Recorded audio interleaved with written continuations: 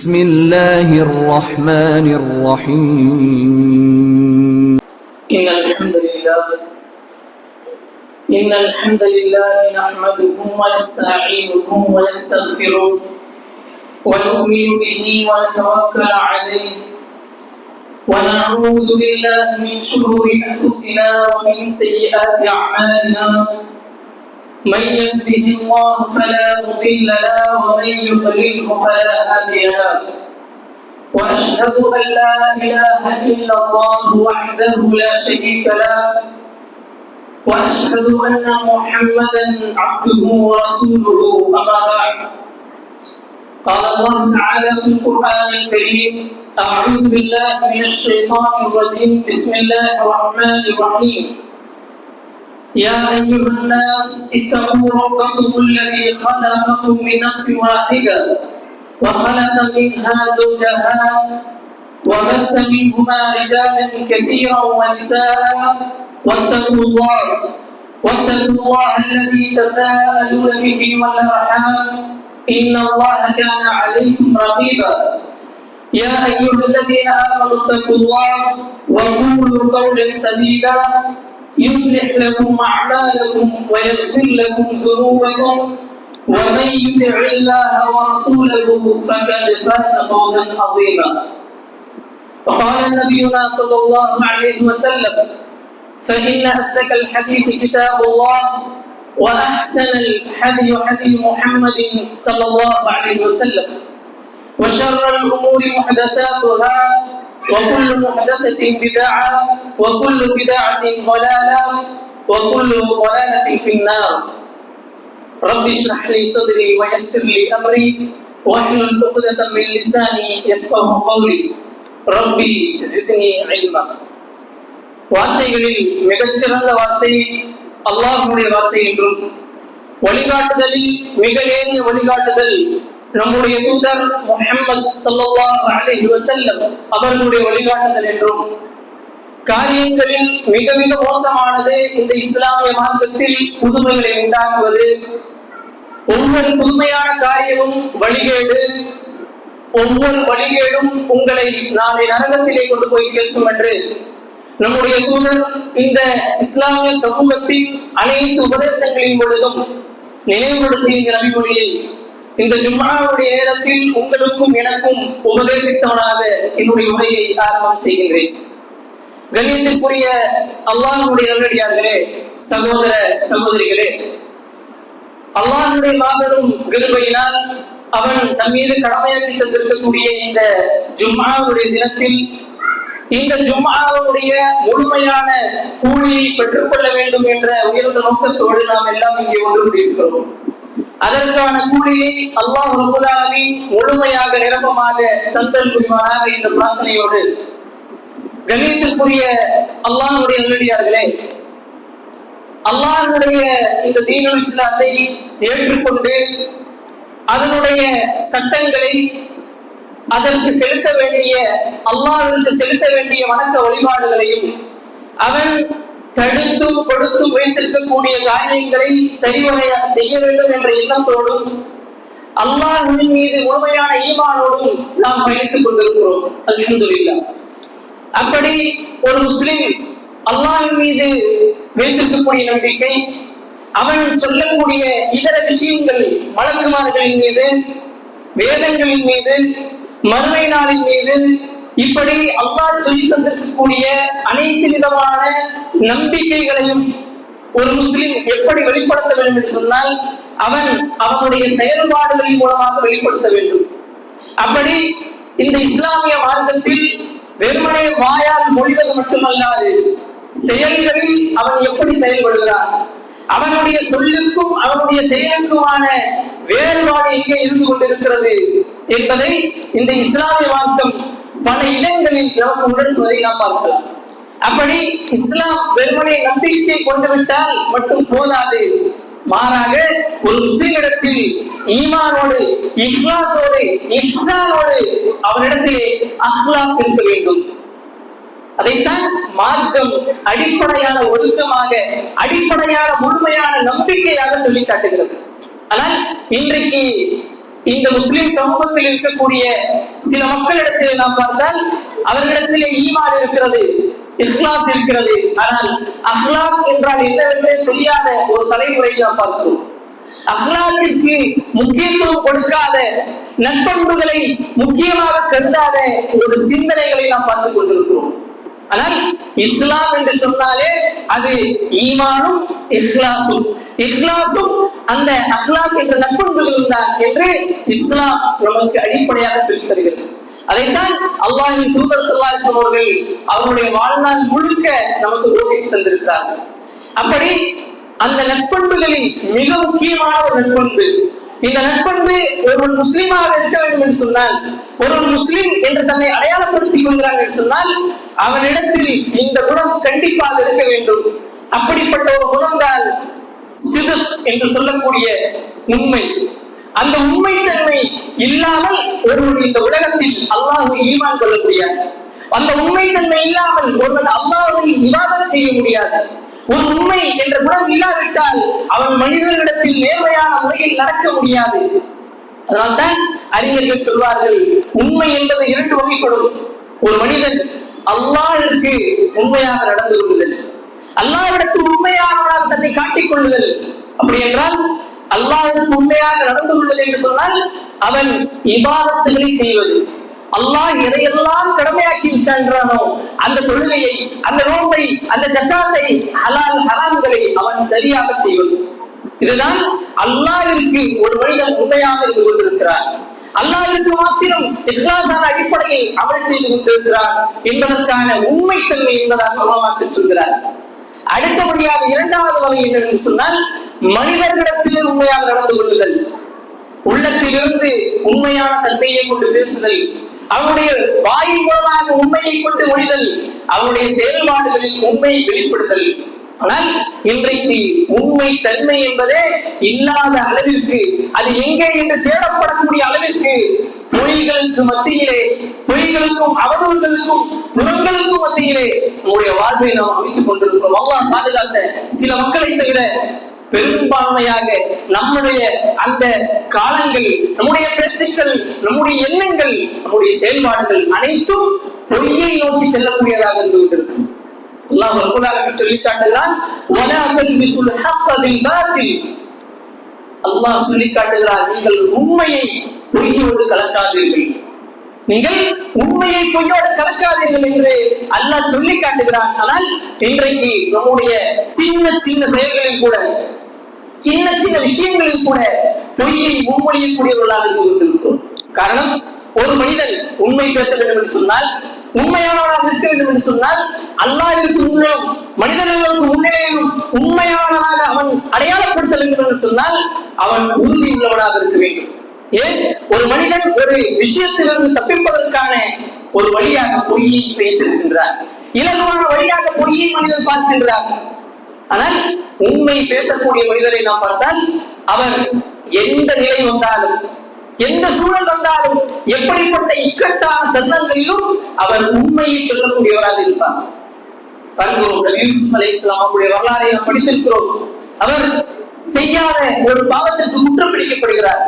குற்றம் பிடிக்கப்பட்டு சிறைப்படுத்தப்பட்டு அவர் விசாரணைக்கு உட்படுத்தப்பட்டு அவர் தவறு செய்திருக்கிறார் என்ற அடிப்படையில் விசாரணை செய்யப்பட்டுக் கொண்டிருக்கும் பொழுது அவர் அல்லாஹ்விடத்திலே பிரார்த்தனை செய்கிறார்.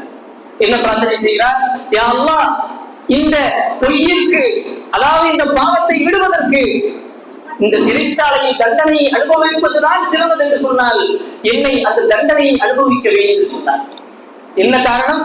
அவர் எந்த இடத்திலே உண்மை தன்மையோடு நடந்து கொண்டால் நெருக்கடியான நிலை, அரசனுடைய அந்த தீர்ப்பிற்கு முன்னிலையிலே எல்லா விஷயங்களும் அவர்களுக்கு சாதகமாக இல்லாத இடத்தில் யூசுப் அலைஹிஸ்ஸலாம் அல்லாஹ்வுக்கு உண்மையாக இருந்ததனால், அல்லாஹ் அந்த பாவத்தை தடுத்திருக்கிறார் என்ற ஒரே காரணத்தினால் யூசுப் அலைஹிஸ்ஸலாம் அந்த இடத்தில் அல்லாஹ்வை அஞ்சி அல்லாஹ்வுக்கு உண்மையாக இருந்தார்.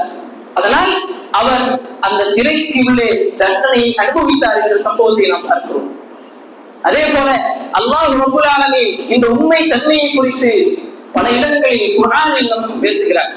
அல்லாஹ் ரப்பல் ஆலமீன் கேட்கிறார், வமன் அஸ்தகு மினல்லாஹி கீலா, அல்லாஹ்வை விட உண்மை பேசுபவர் யார்? இந்த உலகத்தில் எத்துணை சட்டங்கள், எத்துணை பேச்சுக்கள் பேசப்பட்டாலும் அல்லாஹ்வுடைய இந்த கலாம், அல்லாஹ்வுடைய பேச்சுத்தான் இருப்பதிலே உண்மை என்பதை அல்லாஹ் சொல்லி காட்டுகிறார். ஆனால் இந்த அல்லாஹ்வுடைய வார்த்தையாக இருந்து கொண்டிருக்கக்கூடிய, அல்லாஹ்வுடைய கலாமாக இருந்து கொண்டிருக்கக்கூடிய இந்த குர்ஆனை நீங்களும் நானும் உண்மைப்படுத்திக் கொண்டிருக்கிறோமா? அதிலே சொல்லப்படக்கூடிய விஷயங்களை, நாம் ஏற்கனவே அறிந்திருக்கக்கூடிய விஷயங்களை செயல்படுத்துகிறோமா? அதனால்தான் உலமாக்கள் சொல்வார்கள், ஒரு மனிதனிடத்திலே உண்மை எப்படி வெளிப்படும் என்று சொன்னால் முதலிலே எண்ணத்திலிருந்து வெளிப்படும். ஒரு மனிதனிடத்திலே நாம் பேசுவோம், ஒரு மனிதரை நாம் பாராட்டுவோம், ஆனால் உள்ளத்தில் அவரை பாராட்டக்கூடாது என்ற அடிப்படையில் இருந்து கொண்டிருப்போம். இருந்து கொண்டு பொய்யாக அவரை பாராட்டுவோம். அதே போல சொல்வார்கள், உள்ளொன்று வைத்து புறமொன்று சொல்வார்கள். சொல்லிலே அவர்கள் வெளிப்படுத்தக்கூடிய உண்மையில்லாத தன்மை. அதே போல செயல்பாடுகள், ஒன்றை சொல்லிவிட்டு இன்னொன்றை செய்யக்கூடிய மனிதர்களை பார்க்கிறோம்.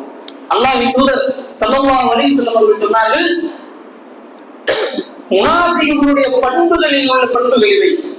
முனாஃபிக்குடைய பண்புகள் என்ன? அவன் பேசினால் பொய்யை பேசுவான். முஸ்லிம் பொய் பேச மாட்டான். முஸ்லிம் என்றால் அவன் உண்மையை பேசுவான்.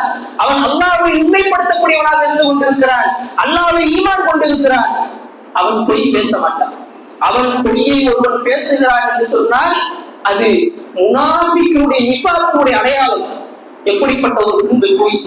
ஆனால் இன்றைக்கு சர்வசாதாரணமாக மத்தியில் பேசப்படுகிறது. அடுத்த அடையாளமாக சொன்னார்கள், வாக்குறுதி கொடுத்தால் அதற்கு மாறு செய்வான். பொய் பேசுவான், வாக்குறுதியை கொடுத்து விட்டு அந்த செயல்பாடுகள் வேறு விதமாக அவனிடத்திலே இருக்கும். அமானிதங்களை ஒப்படைத்தால் அதை அவன் பால்படுத்துவான். எப்படி?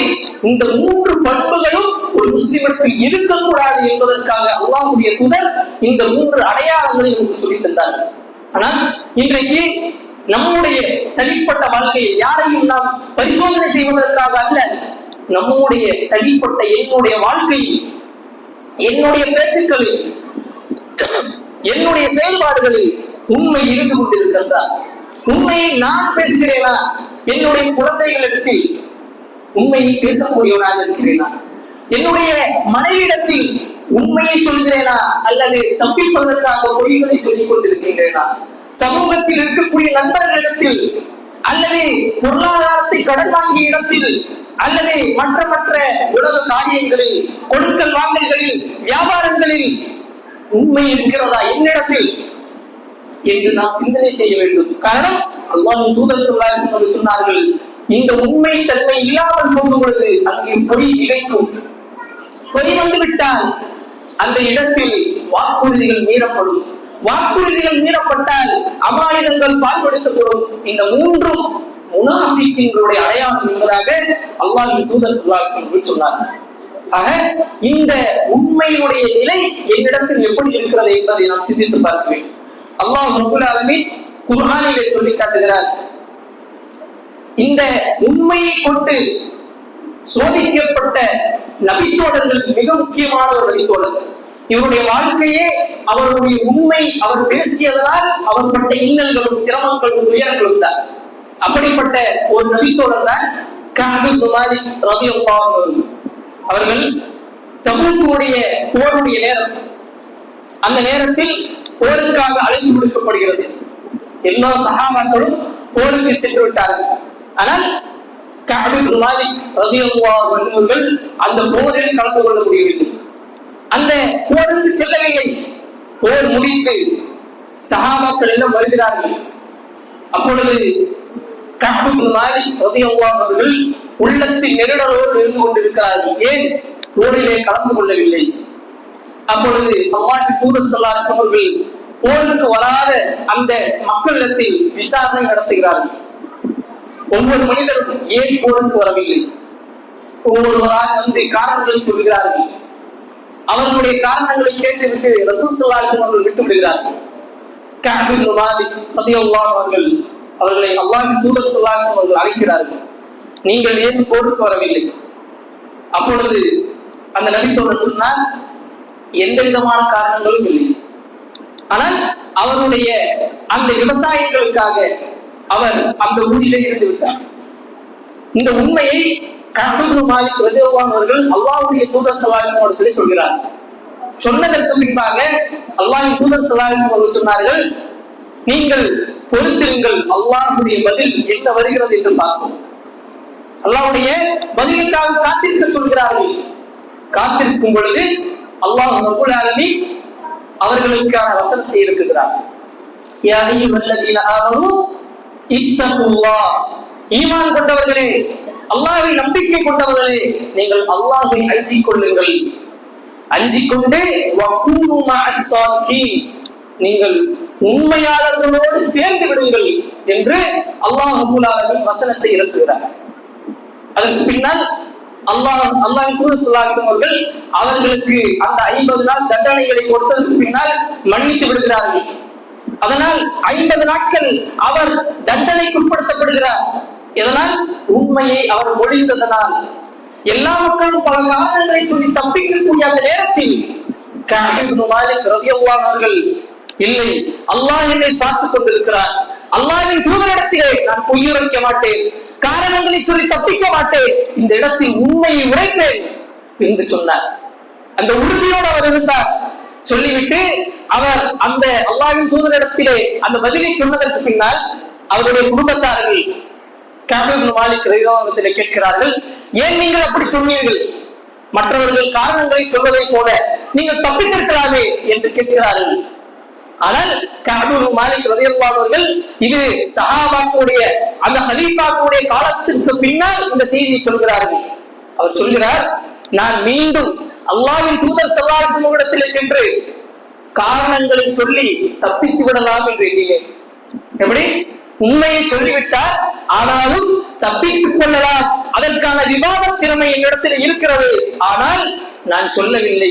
நான் உண்மையை விரும்பினேன், உண்மையை சொன்னேன். அதனால் இந்த உண்மையை கொண்டு அல்லாஹ் என்னை கண்ணியப்படுத்தியிருக்கின்றார். இந்த குர்ஆனில் இருக்கக்கூடிய இத்தனை வசனங்களில் ஒரு வசனம் கஅப் இப்னு மாலிக் ரலியல்லாஹு அன்ஹு அவர்களுக்காக எடுக்கப்பட்டது என்று சொன்னால் அது அவர் அந்த இடத்தில் உண்மையை சொன்னதனால். அந்த நேரத்தில் அவர் தண்டனையை அனுபவித்தாலும் அவர் சொன்னார், இந்த உண்மையை கொண்டு அல்லாஹ் என்னை கண்ணியப்படுத்தினார். சொல்லிவிட்டு அவர் அல்லாஹ்வின் தூதர் ஸல்லல்லாஹு அலைஹி வஸல்லம் அவரிடத்திலே வந்து சொன்னார், யா ரசூலல்லாஹ், இதற்கு பின்னால் நான் உயிருடன் இருக்கக்கூடிய காலம் வரை நான் பொய்யுரைக்கவே மாட்டேன். என்னை தாண்டி என்னை அறியாமல் வரக்கூடிய பொய்களை தவிர நான் பொய்யுரைக்க மாட்டேன் என்பதால் சபதம் எடுத்தார். அதற்கு பின்னால் இந்த நபித்தோழர் சொல்கிறார், என்னுடைய வாழ்நாள் முழுக்க நான் பெரும் சவால்களை சந்தித்தேன்.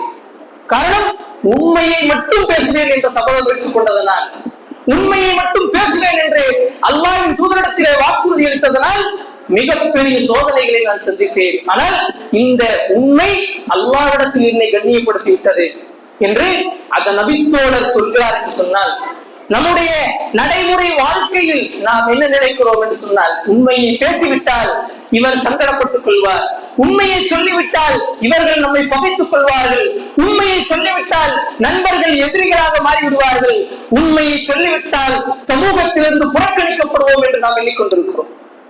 நாம் மனிதர்களுடைய திருப்தியை எதிர்பார்த்துக் கொண்டிருக்கிறோம்.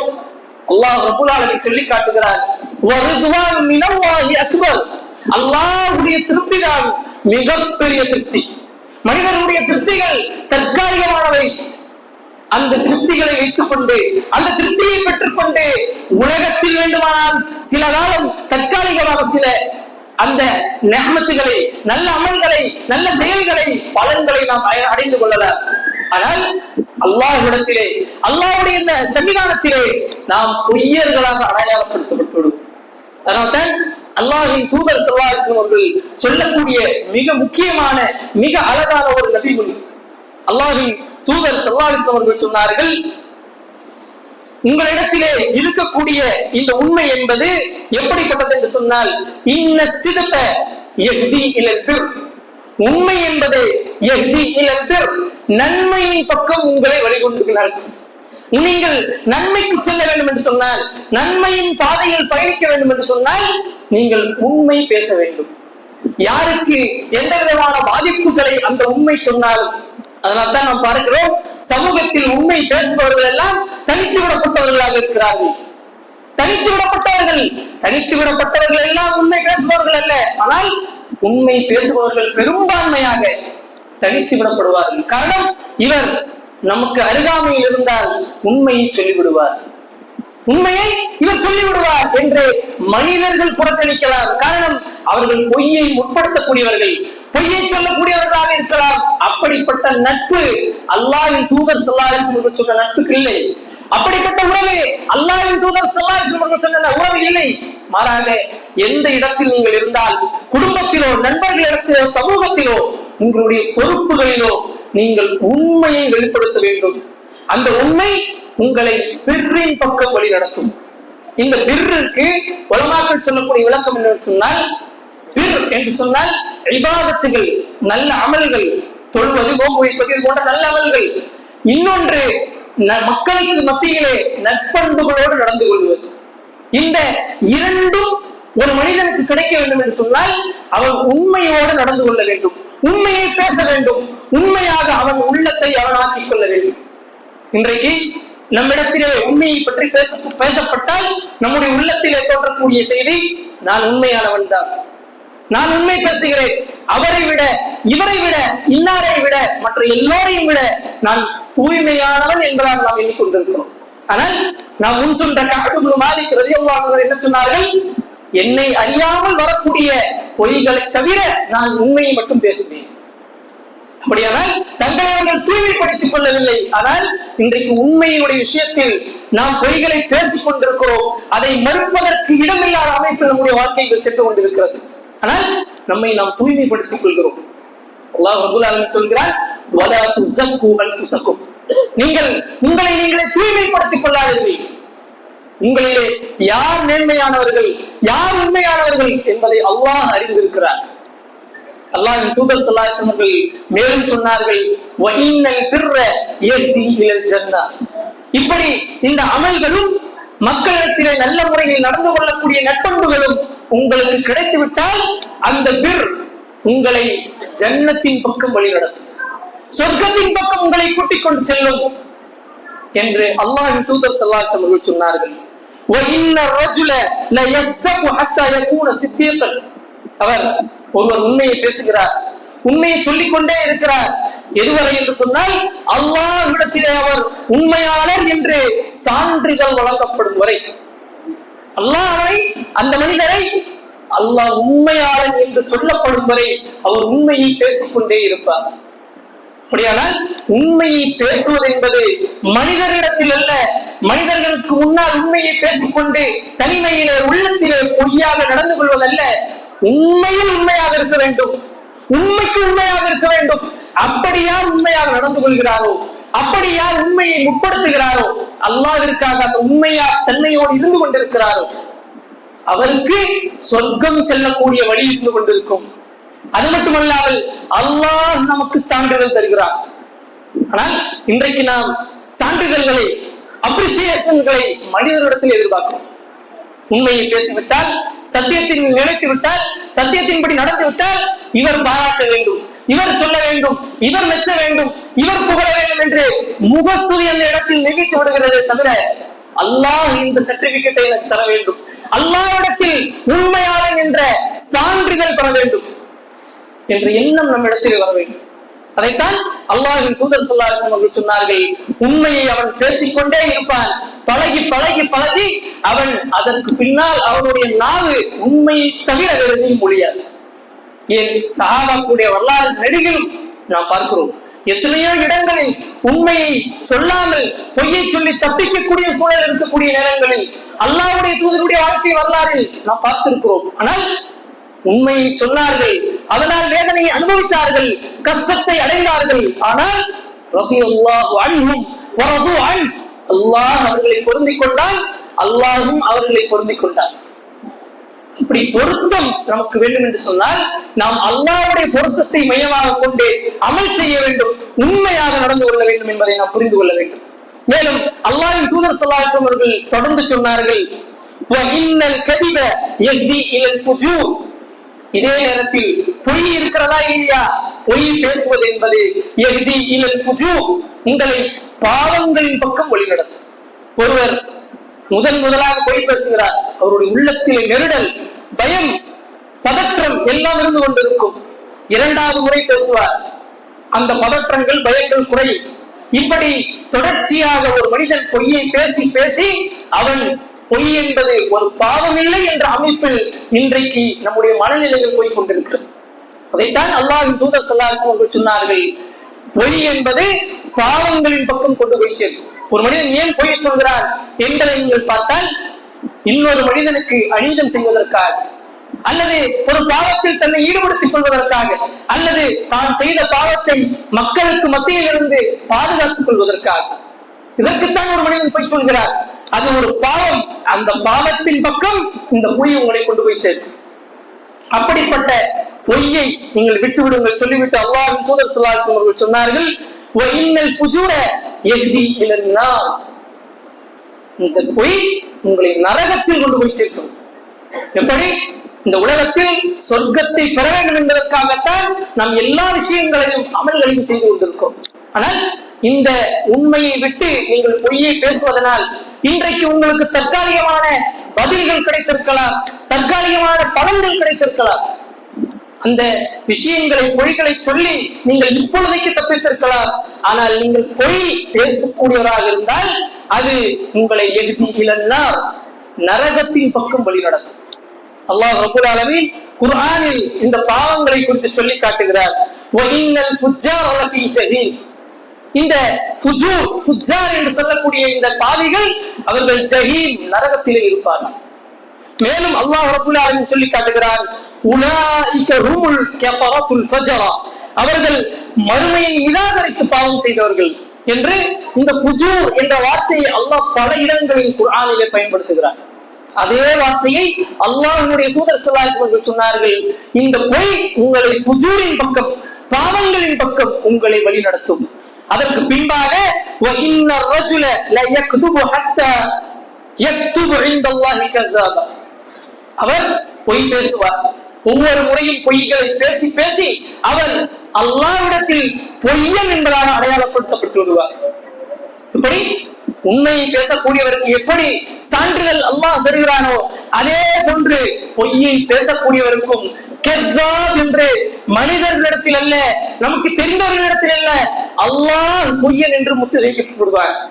அல்லாஹ் சொல்லி காட்டுகிறார், ഖതமல்லாஹு அலா குலூபிஹிம் வ ஸம்இஹிம் வ அப்சாரிஹிம். அவர்களுடைய உள்ளங்களில், அவருடைய பேச்சுக்களில், அவருடைய செவிப்புலன்களில் அல்லாஹ் முத்திரையிட்டு விடுவார். அவருடைய உள்ளங்களில் அல்லாஹ் முத்திரையிட்டு விடுவார். அவன் பொய்யன் என்பதாக அல்லாஹ் முத்திரையிட்டு விடுவார். இப்படிப்பட்ட ஒரு மோசமான நிலை, நாம் சாதாரணமாக எண்ணக்கூடிய இந்த ஒரு பொய்தானே என்று எண்ணக்கூடிய ஒரு விஷயத்தை அல்லாஹ் இந்த பொய் உங்களை நரகத்திலே சேர்க்கும் என்று சொல்கிறார். இந்த பொய்யின் மூலமாக அல்லாஹ்விடத்திலே நீங்கள் அல்லாஹ்வுடைய திருப்தி பெறாமல் அல்லாஹ்வுடைய திருப்தியற்றவர்களாக நீங்கள் மாறக்கூடிய ஒரு அபாயம் இருந்து கொண்டிருக்கிறது. அல்லாஹ்வுடைய சன்னிதானத்திலே பொய்யன் என்ற சான்றிதழோடு நிற்க வேண்டிய ஒரு அவமானமும் அசிங்கமும் ஏற்படக்கூடிய ஒரு நிலை இருந்து கொண்டிருக்கிறது. அப்படியானால் இந்த பொய் என்பது சாதாரணமான ஒரு விஷயம் அல்ல. உண்மையை முன்னிலைப்படுத்துவதன் மூலமாக பொய்கள் ஒளியும்.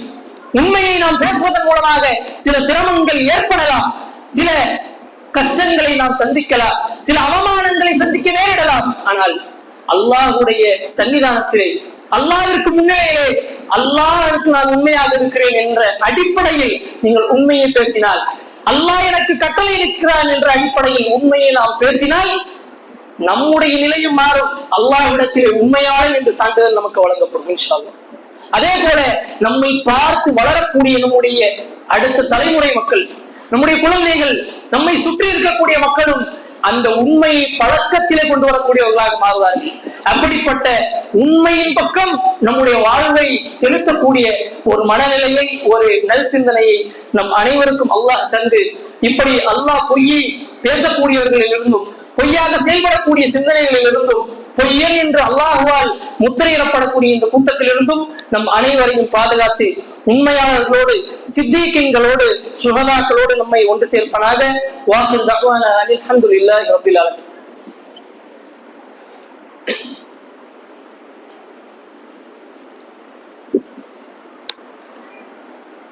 இன்னல் ஹம்தலில்லாஹ் நஹ்மதுஹு வ நஸல்லி அலா ரசூலில் கரீம். அம்மா பஅத். கண்ணியத்திற்குரிய அல்லாஹ்வுடைய நல்லடியார்களே, ஜும்ஆனுடைய முதல் உரையிலே உண்மையோடு நாம் நடந்து கொள்வது என்பது அல்லாஹ்விடத்தில் மட்டுமல்லாமல் மனிதர்களோடும் அந்த உண்மை இருக்க வேண்டும். அந்த உண்மையினால் ஒரு மனிதன் அடையக்கூடிய சிறப்புகளும், அதை செய்யாமல் பொய்யை பேசக்கூடியவராக நாம் இருந்தால் அந்த பொய்யினால் ஏற்படக்கூடிய பாதிப்புகளை குறித்தும் சில செய்திகளை நினைவு கூர்ந்தோம். அல்லாஹ்வின் தூதர் ஸல்லல்லாஹு அலைஹி வஸல்லம் அவர்கள் சொன்னார்கள், அர்பஉன் இதா குன்ன ஃபீக ஃபலா அலைக மா ஃபாதக மினத் துன்யா. உன்னிடத்திலே ஒரு 4 காரியங்கள் இருந்து விட்டால் இந்த உலகத்தில் இருக்கக்கூடிய எல்லா விதமான செல்வங்களும் உன்னிடத்தில் இல்லை என்றாலும் நீ சிறப்பு கூறியவனாக ஆகிவிடுவாய். ஒரு 4 விஷயங்கள் இடத்தில் இருக்க வேண்டும். அந்த 4 விஷயங்கள் மட்டும் இருந்துவிட்டு இந்த உலகத்தினுடைய செல்வங்களோ பொருளாதாரமோ பதவியோ பட்டங்களோ எதுவும் இல்லாமல் இருந்தாலும் நீ அல்லாஹ்விடத்திலே சிறப்புக்குரியவனாக இருப்பாய். சொல்லிவிட்டு அல்லாஹ்வின் தூதர் ஸல்லல்லாஹு அலைஹி வஸல்லம் அவர்கள் சொன்னார்கள், வஹிஃபுல் அமானா. முதல் காரியம், நீ அமானிதத்தை பேணக்கூடியவனாக இருக்க வேண்டும். இது உண்மையினுடைய வெளிப்பாடு. ஒருவன் உண்மையாக இருக்கிறார் என்று சொன்னால்தான் அவர் அமானிதத்தை பேணக்கூடியவராக இருப்பார். அல்லாஹ்வின் தூதர் ஸல்லல்லாஹு அலைஹி வஸல்லம் சொன்னார்கள், மறுமையினுடைய அடையாளங்களில் ஒன்றாக ரியாஉல் அமானா, அமானிதம் பால்படுத்தப்படும். அப்படி அமானிதத்தை பால்படுத்தக்கூடியவராக இல்லாமல் நீங்கள் அமானிதத்தை பாதுகாக்கக்கூடியவராக, அமானிதத்தை பேணக்கூடியவராக நீங்கள் இருக்க வேண்டும். இது அந்த முதல் விஷயம் என்பதாக அல்லாஹ்வின் தூதர் ஸல்லல்லாஹு அலைஹி வஸல்லம் சொன்னார்கள். இரண்டாவதாக, வஹுஸ்னுல் குல்க், நீ நல்ல குணத்தோடு மக்களிடத்திலே நடந்து கொள்ள வேண்டும். ரசூல் ஸல்லல்லாஹு அலைஹி வஸல்லம் மக்களிலேயே மிக நற்குணம் உள்ளவராக இருந்திருக்கிறார்கள். அப்படிப்பட்ட நற்குணம் உள்ளவர்களோடு நாம் இருந்து கொள்ள வேண்டும். அப்படியானால் நற்குணத்தில் முதல் குணம் உண்மையை பேசுவது, பொய்யை தூரமாக்குவது. நம்முடைய உள்ளத்தை விட்டும், நம்முடைய செயல்பாடுகளை விட்டும், நம்முடைய சொல்களை விட்டும் பொய்யை தூரமாக்கி உண்மைக்கு முக்கியத்துவம் அளிப்பதுதான் நற்குணத்தினுடைய முதல் குணம். அப்படி அமானிதத்தை ஒரு மனிதன் பேணி நற்குணத்தை அவன் கடைபிடிக்க வேண்டும். அடுத்தபடியாக அல்லாஹ்வின் தூதர் ஸல்லல்லாஹு அலைஹி வஸல்லம் அவர்கள் சொன்னார்கள், அவன் உண்மையை பேச வேண்டும். அவனுடைய எல்லா நிலைகளிலும், இக்கட்டான சூழ்நிலைகள் அல்லது அல்லாஹ் அனைத்தையும் வழங்கியிருக்கக்கூடிய அருள் மிகுந்த சூழ்நிலைகள் அல்லது சோதனைக்குரிய காலங்கள், எல்லா நேரங்களிலும் அவன் உண்மையை பேசக்கூடியவனாக இருக்க வேண்டும். எப்படி நபித்தோழர் கஅப் இப்னு மாலிக் ரலியல்லாஹு அவர்கள் தண்டனை கிடைக்கும் என்றாலும், சமூகத்தில் தனிமைப்படுத்தப்படுவோம் என்றாலும் உண்மையை பேசினாரோ, நபி யூசுப் அலைஹிஸ்ஸலாம் அவர்கள் சிறையில் தண்டனை அனுபவிப்போம் என்று தெரிந்தாலும் உண்மையை பேசினாரோ, அதே போல உண்மையை பேசக்கூடியவராக நாம் இருக்க வேண்டும். இறுதியாக அல்லாஹ்வின் தூதர் ஸல்லல்லாஹு அலைஹி வஸல்லம் அவர்கள் சொன்னார்கள், கற்பொழுக்கத்தோடு நீங்கள் இருக்க வேண்டும்.